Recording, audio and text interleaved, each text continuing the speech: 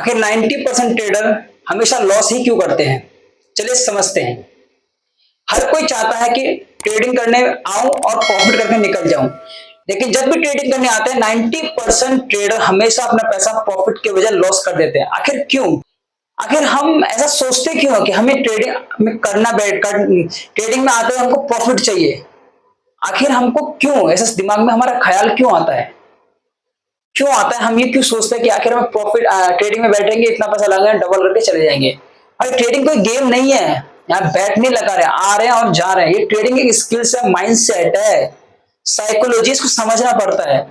90% trader as a for beginner जब भी trading करने आते हैं ये हमेशा अपना पैसा लॉस कर जाते हैं प्रॉफिट के बजाय। मैं रीजन बताता हूँ, 10 से 11 रीजन है जो 90% ट्रेडर लॉस कर जाते हैं। बोर्ड में देखो, 90% ट्रेडर हमेशा लॉस कर जाते हैं पैसा को। क्यों आखिर? हमेशा वो पहले क्या कर, पहला लालच करता है। वो क्या करता है? लालच करता है। अगर उसका प्रॉफिट हो गया, ठीक है, किसी ट्रेड लिया वो उसका प्रॉफिट हो गया, लेकिन सोचता है कि और हो जाए, लेकिन वो क्या करता है, वो प्रॉफिट को क्या करता है, बुक नहीं करता है। यहां पर वो पहला मिस्टेक कर देता है। दूसरा मिस्टेक, लालच करता है कि और ज्यादा प्रॉफिट हो जाए, ठीक है, 100 की जगह 200 हो जाए, लेकिन उल्टा उसका क्या हो जाता है, जितना प्रॉफिट हुआ उससे क्या होगा, लॉस हो जाता है। और दूसरा क्या होता है इसका, लालच। तीसरा क्या होता है, stop loss. Stop loss hit होने के बाद भी क्या करता है, वो होल्ड करके रखता है। ये बहुत बड़ी problem as a for beginner के साथ होता है। क्या अभी आपके साथ हुआ है? कमेंट सेक्शन में जरूर बताना। स्टॉप लॉस हिट होने के बाद भी क्या करता है, उस स्टॉक को होल्ड करके रखता है। ये सबसे बड़ी प्रॉब्लम है। तीसरा, ओवर ट्रेडिंग कर जाते हैं। अगर उसका लॉस हो गया तो लॉस रिकवर करने को लग जाते हैं, लेकिन ऐसा ना करें। अगर प्रॉफिट हो गया तो सोचता है और एक दो और ट्रेड ले लेता हूं और ज्यादा प्रॉफिट कर लेता हूं, वो भी ओवर ट्रेडिंग हो जाता है। लेकिन ये सब चीजें बहुत गलत है। तीसरा, रिस्क मैनेजमेंट। रिस्क मैनेजमेंट तो अब समझते नहीं है कुछ, ये तो समझते हलवा है भाई, गया और आया। रिस्क मैनेजमेंट वो चीज है जो आपको एक प्रॉफिटेबल ट्रेडर बनाता है मेरे भाई। इस चीज को समझो। जिस दिन आप रिस्क मैनेजमेंट की स्टडी करने लग जाओ सौगे, पता चल जाए इसकी अहमियत क्या है ट्रेडिंग में। रिस्क मैनेजमेंट लेके चलो। तीसरा क्या होता है, मार्केट को समझता ही नहीं है और क्या करता है, नो मार्केट अंडरस्टैंडिंग, मतलब मार्केट को समझता ही नहीं है और उसमें ट्रेडिंग करना आ जाता है। मतलब ये कि जिस दिन आप ट्रेडिंग करने बैठते हो उस दिन अगर आपको नहीं लग रहा है कि मुझे आज समझ में नहीं आ रहा है, मार्केट मेरे क्या कहते हैं अगेंस्ट काम कर रहा है, तो मुझे उस दिन ट्रेडिंग नहीं करना चाहिए। आप क्या करते हैं, उस दिन भी ट्रेड कर लेते हैं और अपना पैसा को क्या करते हैं, लॉस कर जाते हैं। ऐसे में बहुत सारा एज अ फॉर बिगिनर करते हैं। No exit from profit. आपका प्रॉफिट होता है लेकिन एग्जिट नहीं होता है। क्यों? क्योंकि आप चाहते हैं कि और ज्यादा हो जाए।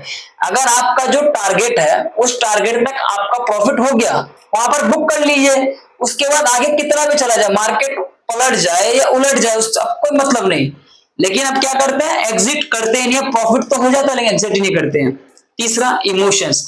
आपके अंदर वो इमोशंस कंट्रोल ही नहीं होता है, क्योंकि आप ट्रेडिंग करते हैं, अगर लॉस हो गया तो आप क्या करते हैं यार, माइंड से डिस्टर्ब हो जाते हैं, इमोशंस में आ जाते हैं। आप सोचते हैं कि किसी तरह पैसा रिकवर कर लूं, आज ही कर लूं, लेकिन ये सब चीजें बिल्कुल गलत है। तो आप इमोशन पे आ जाते हैं। इस चीज को कंट्रोल करना बहुत जरूरी होता है।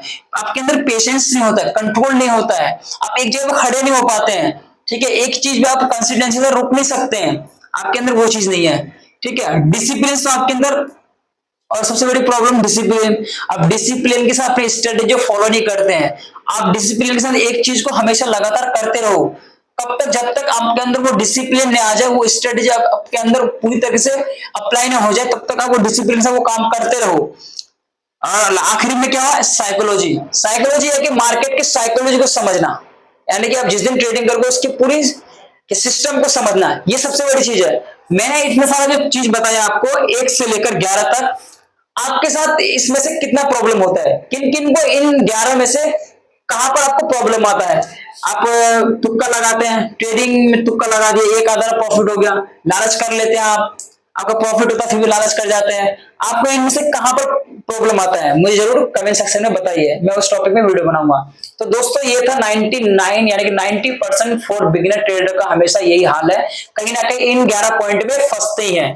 तो प्लीज अगर आप इन 11 पॉइंट में कहीं फंसते तो उन चीजों को आप कम से कम 1 महीना 2 महीने तक रेगुलर प्रैक्टिस करिए, ठीक है, सिस्टम को समझिए, उसके बाद ट्रेडिंग करना आइए। मिलते हैं अगली मजेदार वीडियो के साथ। अगर चैनल में पहली बार है दोस्तों प्लीज सब्सक्राइब कर लीजिए, क्योंकि यहाँ पर एजुकेशन पर्पस और ट्रेडिंग से रिलेटेड कंटेंट मिलता रहता है। मिलते हैं अगली वीडियो में इस तरह मजेदार वीडियो के साथ, तब तक के लिए